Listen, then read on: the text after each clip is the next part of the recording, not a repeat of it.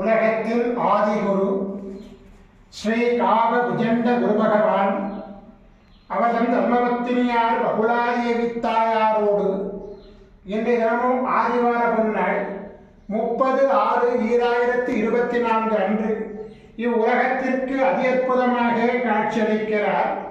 உலகாதி குருவே, உலகாதி குருபத்தினியே, உங்கள் இருவரையும் இன்று மனதார துதிக்கக்கூடிய அனைத்து குழந்தைகளுக்கும் கருணை கூர்ந்து பரிபூர்ண குருவுடைய ஆசீர்வாத நலன்களை அருள்புவீர் குரு.